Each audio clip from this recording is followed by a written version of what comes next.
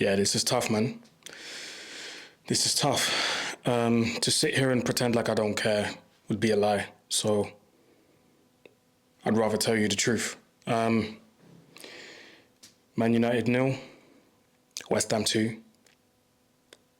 I kind of had a feeling this was going to happen. I was out doing some work for Bleacher Report, but I was watching the game at the same time, and I managed to catch all of the action, and I managed to catch all of the nonsense. You know, multiple things can be true at the same time. Yes, there's a big chance that we might win the Europa League, sorry. There's a big chance we might win the Europa League. Yes, I think it's been hinted. The hints are there that the focus is on the Europa League. But at the same time, yes, 17 losses in the Premier League is embarrassing. Yes, still not having 40 points is embarrassing. And yes, players and the manager need to have a look at themselves.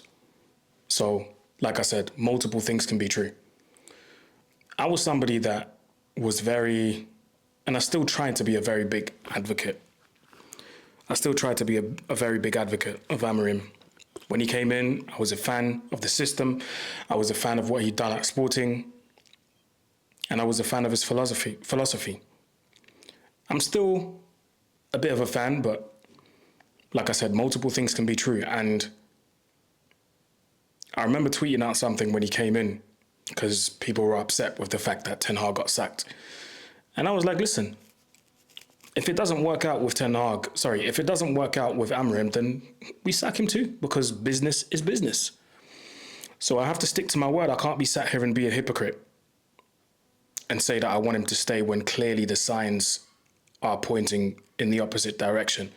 I was arguing with the man them in the group chat, but then I sat back and I thought, I can't be going against what I said myself, because I would be a hypocrite. Because I did say, you can't be too attached to these managers. Business is business. When the results are not there, when the signs are clearly showing that this is not working, and I'm not going to sit here and say, oh, sack him, no. But I can't unsee what I'm seeing. I can't unsee what's been going on every single week in the Premier League. Now, the Europa League is a completely different issue, but even that, and we'll get to that in a minute, we might not win that. I did say that there are certain choices that Amorim would have to live and die by. And every single week, I'm seeing the proof of that. And I'm talking about the choice of personnel. Now, you can sit here and tell me, who else can he play? He's not brought his own players in. I understand that. And I agree with that. And do I rate some of these players, or do I rate the whole squad? You know, do I rate the squad as a whole? Not particularly, no. But do I think that this squad is worth being 16th in the Premier League? No, definitely not. If Man United were 10th, cool. This squad, I think, should be in and around 8th, 9th, 10th. And again, this is me talking after revisiting what I said in the group chat and whatnot, because the man they might see this and they might say, right, Aaron, has he backtracked? No. I just have to think about what I said at the start of the season and you know, not be a hypocrite. Do you know what I mean? So, do I think this squad should be 16th? No. Hell no. Never in a million years should this be a squad worth being 16th, or never in a million years should this squad be 16th in the Premier League. But I do have an issue with the players, and I've said this for a long time. You know, I do want the manager to succeed, and he lives and dies by his decisions, but these players, or some of them, are not good enough, and they cost us games. So as much as we criticize the manager, rightfully so, let's not act like some of these players don't cost us games week in, week out. Literally, forget the West Ham game, the game before that, against Bilbao at home. I was there at Old Trafford. At first, it looked like Onana was getting nowhere near it. But when I watched it back on my screen or on TV when I came back home, I was like, seriously? So we have players like that cost us games, like literally. So when these things happen, like today, Ugarte losing the ball thinking he's going to get a foul, and it's not the first time he's losing the ball cheaply. And the reason why he's got such a high rate of winning the ball back is because he's winning back balls that he's losing in the first place. So when it comes to that, I can't look at the manager. I can look at him and say, don't play him. But when individual errors like that cost us games, I can't look at Amorim and say, you lost the ball. No. But I am worried. I am worried because if there's anything that we've seen, or if there's one thing that we've seen, is that Ineos is not afraid to pull the trigger. They pulled the trigger completely unexpected on Dan Ashworth. I'm fearing they might do the same to Amorim. As much as I want him to succeed, as much as I like him, I fear they might do the same to him. And you know what? If they do end up doing it, I could not be sat here and say, it's the wrong decision. I can't. Now, listen, win the Europa League, half of what I just said now is probably going to be forgotten. But then improvements still need to happen. I look at the quotes of Amorim after the game. Let me try and read them out maybe so you can understand the context of things. This is tough, people. This is very tough. Right, Amorim. It's hard to explain. I have that feeling that there's a lack of urgency in everything we do. It's a big concern, to be honest. I'm not concerned about the final. We need to change something deeper than this. And this is something that we have said for a long time. Let's not pretend like we've not all said. That's me, other YouTubers, my friends that do YouTube, United fans, non-United fans, journalists, pundits, commentators. Let's not act like we didn't all agree that this is the worst Man United squad ever assembled, ever. Let's not pretend. So we can't expect Amorim to do wonders with the worst squad, the worst Man United squad in Premier League history. That's why I'm choosing my words here. That's why I'm not saying get him out and this. No. We knew what he was coming into. We knew it. We know that it's damn near impossible to work with some of these players. We know that some of these players are uncoachable. And I've said this before, and I remember talking to one of my guys about it, and he was like, what do you mean uncoachable? You can't say that. Well, the proof's right there. Proof's right there.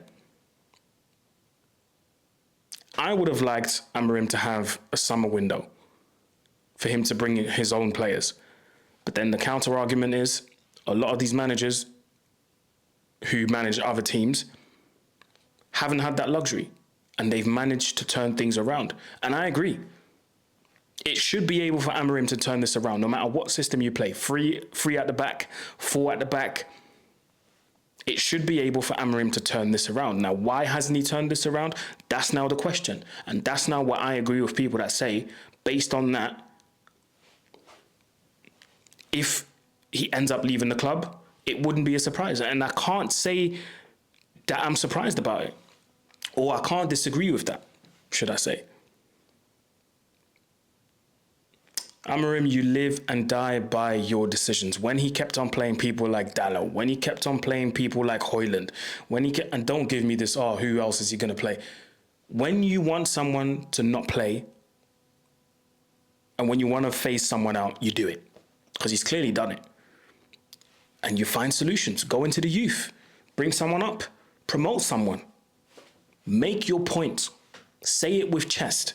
The same way, and I'm going all the way back here, but the same way Mourinho used to play, what was it? Was it Pogba? Was it McTominay at centre-back? He wanted to make a point. Get me a centre-back. If he would have done that and kept playing Chido, for example, you're sending a message. You're sending a signal to the board.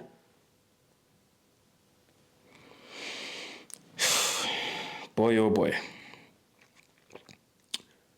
I'm now scared for the Europa League final. People, I am now scared for the Europa League final.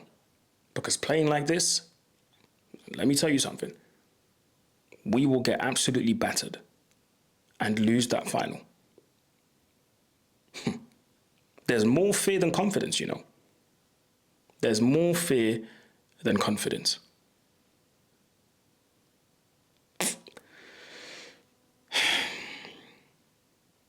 And if he does go, who do Man United end up signing? Because then it's the same cycle all over again.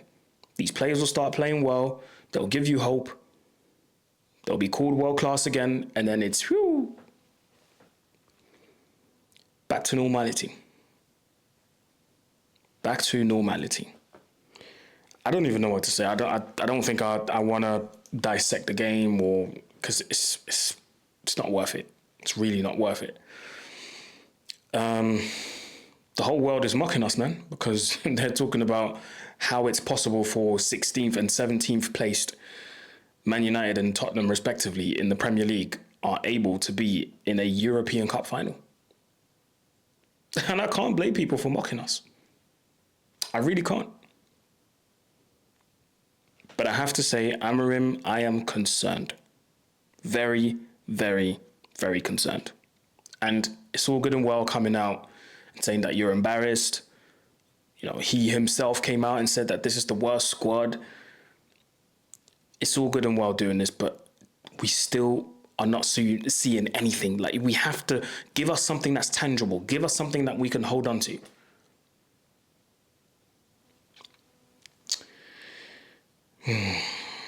Honestly, I fear there might be a change by Ineos in the summer. I really fear for it. And if it does happen,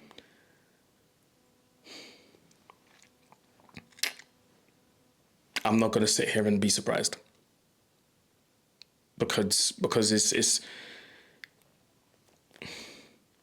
I feel like it's around the corner. I don't want it to be true, but I feel like it's around the corner. Because, you know, we hold our club to high standards and we compare ourselves to the likes of Bayern, Barcelona, Real Madrid. They wouldn't put up with this.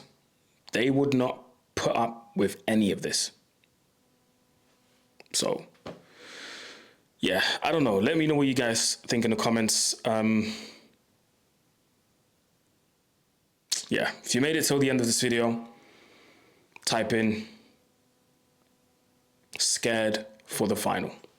Yeah, because that's my feeling right now. Scared for the final. Anyway, people, like, share, comment, subscribe, and I'm out. Peace.